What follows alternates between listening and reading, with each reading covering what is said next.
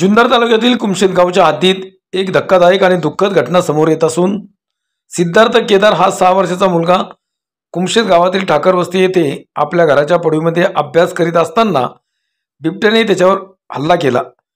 या हल्ल्यात सिद्धार्थाचा मृत्यू झाला। घडलेल्या घटनेनंतर स्थानिक नागरिक आक्रमक झाले असून जोपर्यंत वन विभागाचा सक्षम अधिकारी येत नाही तोपर्यंत शव हलवता येणार नाही अशी भूमिका ग्रामस्थांनी घेतली आहे। या घटनेमुळे स्थानिक नागरिक आक्रमक झाले असून वन विभागाच्या अधिकाऱ्यांवर गुन्हे दाखल करा अशी मागणी करू लागली आहेत। साहेब तुम्ही आता मीडिया पुढे थांबण्यापेक्षा तुम्ही कामाला लागा साहेब, काहीतरी काम करा। आम्ही बोलणार, आमचा घसा आता कोरडा पडायला लागला पण तुम्हाला कुठला दम नाहीये। ते बोललेच नाही, त्यांचा घसा कोरडा होणारच नाही। कातडी बचाव मोहीम चालूची चलो डॉक्टर साहेब तुम्हाला काय करते का आम्ही आमच्या सर्वसामान्य करणार यात बदल होणार नाही। घटनास्थळी वन विभागाचे अधिकारी आणि जुन्नर पोलीस स्टेशनचे पोलीस निरीक्षक किरण अवसर उपस्थित होते। हजारो बिबटे इथं आणून ठेवले आणि कॅपॅसिटी 50 यांची वार यांचं फॉरेस्ट खातं। साहेब नमस्कार। फॉरेस्ट खात्यात 100 अधिकारी कामाला खडी साहेब आले ते सर्वसामान्य सांगा ना, तुमची कामं सर्वसामान्य सुद्धा करायला तयार आहे आता। हॅलो सर, तुम्ही कॉल केला होता। हे आतमध्ये कोणी जाऊ नका सर, गर्दी करू नका आतमध्ये।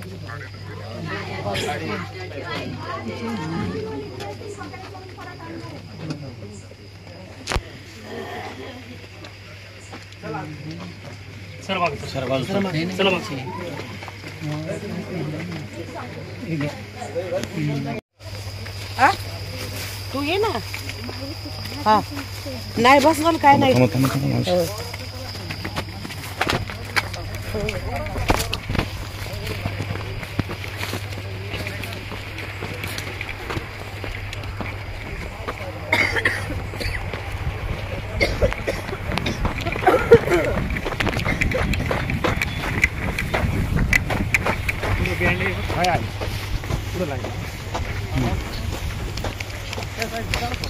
खाली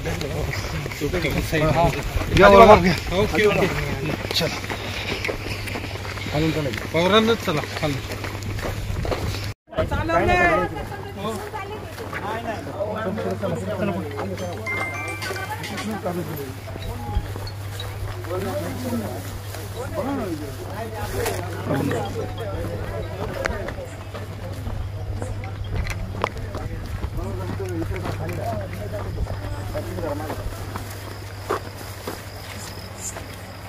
भाऊ तुमचं नाव सांगा आणि नेमका हा प्रकार काय झालाय? साहेब माझं नाव सुधीर महाराज घोलप, मी बल्लावाडीचा आहे। आमच्या शिवोई पशीच म्हणजे 10 मिनिटाच्या अंतरावर एक ठाकर वस्तीमध्ये कुमशेत फाटा आहे, तिथं ठाकर वस्तीमध्ये 6-6.5 ला मुलगा, एक पहिलीचा मुलगा आहे आणि अंगणवाडीत तिची बहीण आहे। हे दोघं वट्यावर अभ्यास करत होते बरोबर। आणि आईला सांगितलं का बाबा मला भूक लागली। आई स्वयंपाकाला आतमध्ये गेली। 6:30 ते 7चा टाइम होता। घरावर वटा आणि वट्याच्या पुढे एक शेड आहे, त्या शेडमध्ये शेळ्या बांधलेल्या होत्या आणि मुलगा त्या वट्यावर बसलेला होता आणि आतमध्ये आई स्वयंपाक करत होती। मुलगा अभ्यास करत होता? मुलगा अभ्यास करत होता। त्याचा पेन सुद्धा 50 फुटावर, जे हातातला पेन होता ना त्या मुलांनी त्याचा जीव गेला तर तो सोडला नव्हता, तो 50 फुटावर सापडलेला आहे।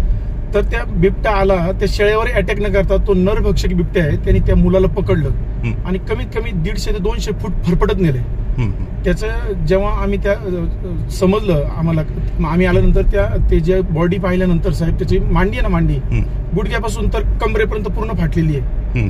गळ्यावर असे डाग, ते नख्याची खुणा आहेत। असा हा प्रसंग झालेला आहे। एक 7-7:30च्या दरम्यान झाला।